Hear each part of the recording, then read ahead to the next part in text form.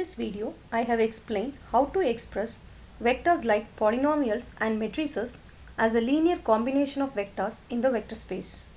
This is the continuation of the idea which we have seen in part 1 of the lecture series.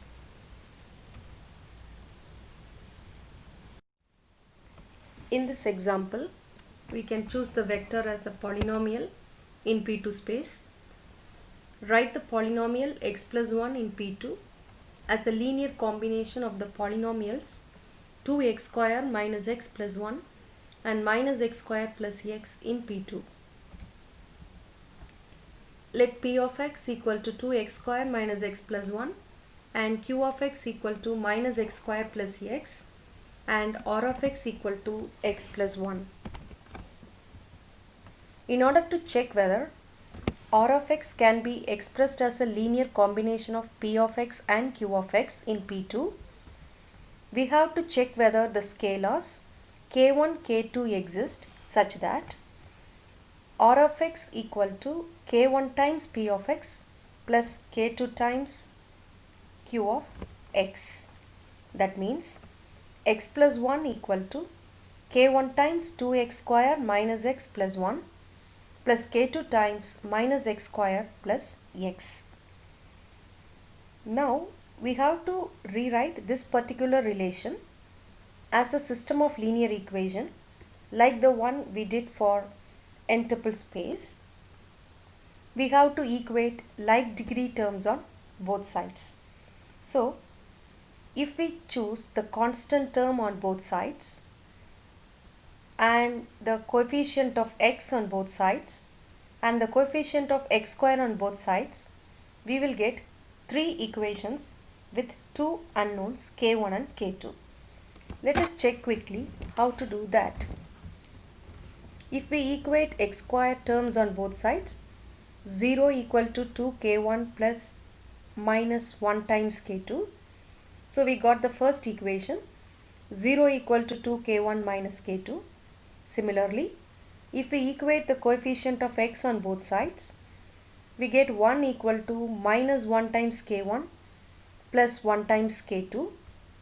That is the second equation in the system. Now we can equate constant on both sides. 1 equal to 1 times k1 plus 0 times k2.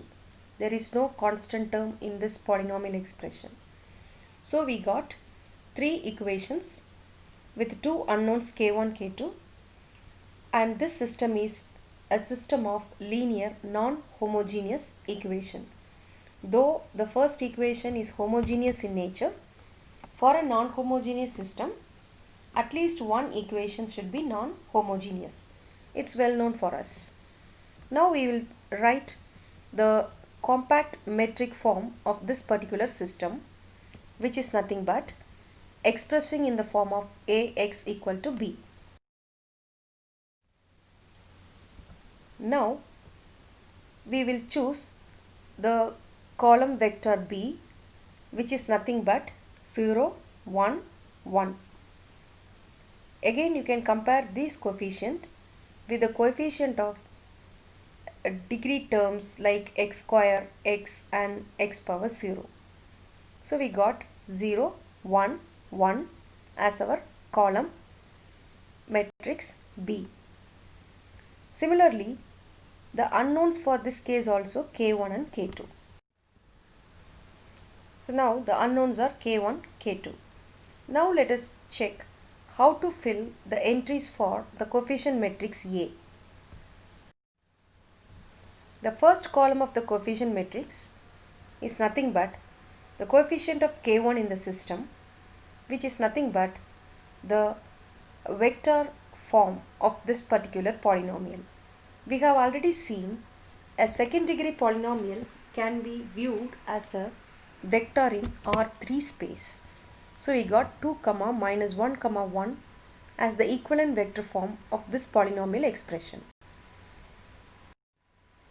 Similarly, the second column of the coefficient matrix A is the coefficient of k2, which is nothing but the n-tuple form of the polynomial P2, which is minus 1, 1, 0.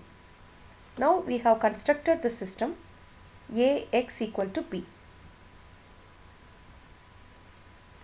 Now the problem of checking whether R of x can be expressed as a linear combination of P of x and Q of x, we have to check whether Ax equal to B is consistent or not.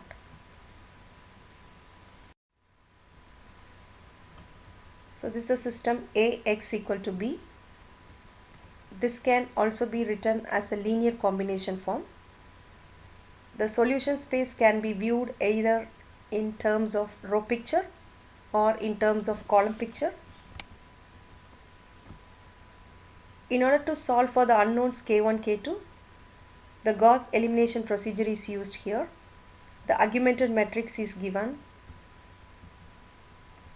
After performing the appropriate row operations, we end up with the echelon form. To check for the consistency of the system, we have to check the rank of A and the rank of A augmented matrix. The rank of A is 2 and the rank of augmented matrix is also 2. If we check and compare it with the number of unknowns, it's again 2. So the system is consistent and has a unique solution. By back substitution, we got k2 as 2 and k1 as 1. That means the system Ax equal to B is consistent. It indicates the polynomial R of x in P2 can be expressed as a linear combination of the polynomials P of x and Q of x in P2. So the answer is R of x is equal to P of x plus 2 times Q of x. So in the polynomial space also, the consistency of the system helps us to check whether polynomial can be expressed as a linear combination of set of polynomials in P2.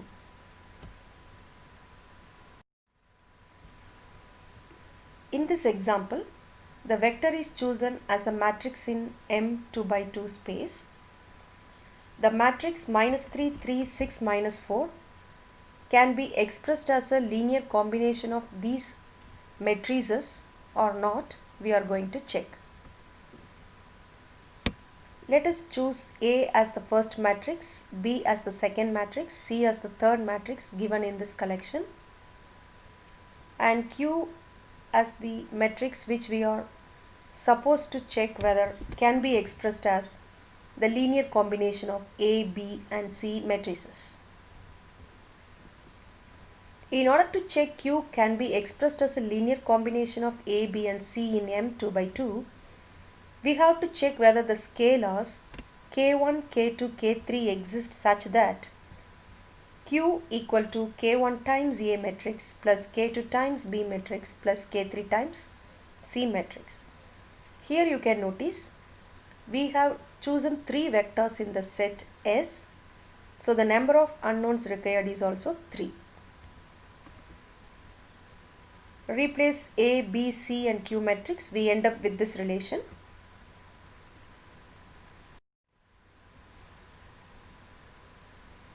Now we have to rewrite this particular relation in the form of a system.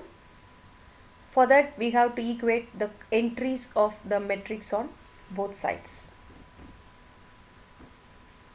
So A11 position, if we equate on both sides, we get -3 equal to 2 times of k1 plus 4 times of k2 plus -3 times of k3. That is our first equation in the system.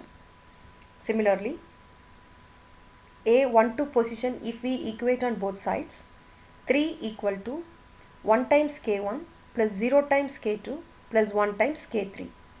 Second equation in the system.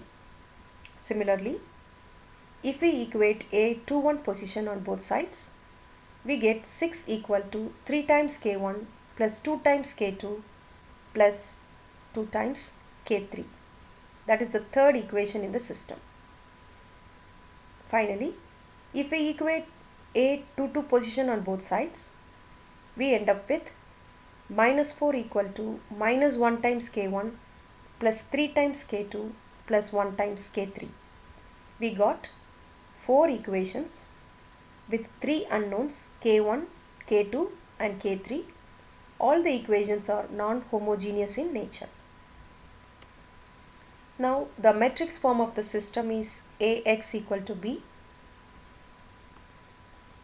Now we are going to see how to arrange the entries for A, X and B.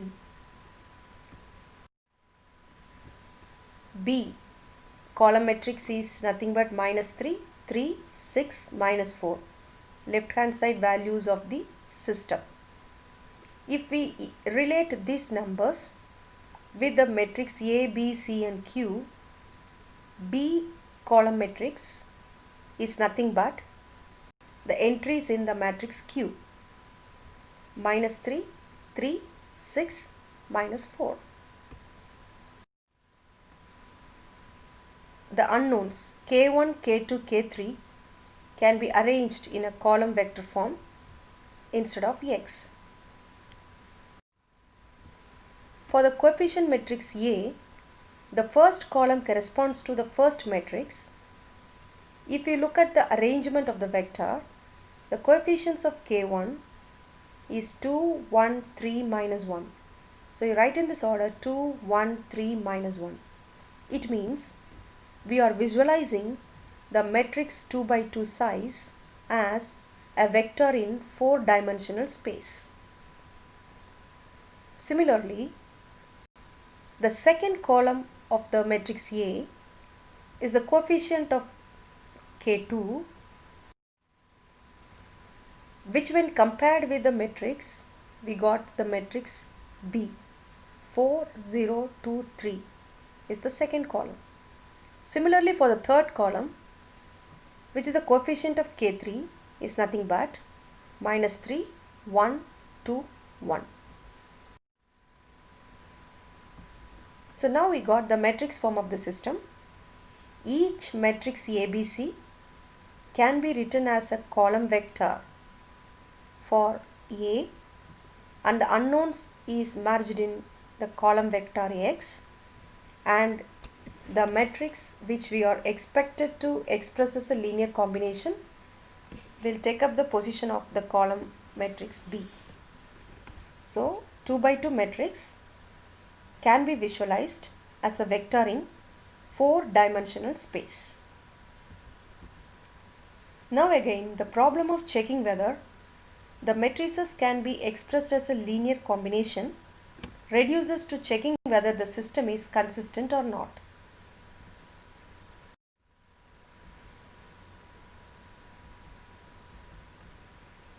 So we got the system Ax equal to b. It can also be viewed as a linear combination.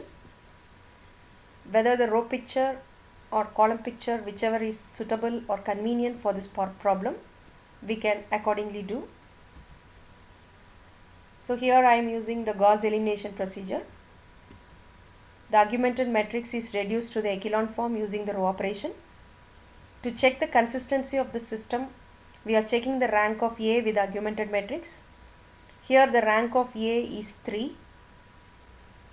The rank of augmented matrix is also 3.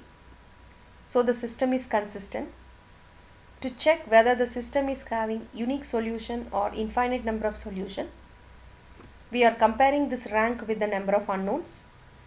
Here the number of unknowns is again 3.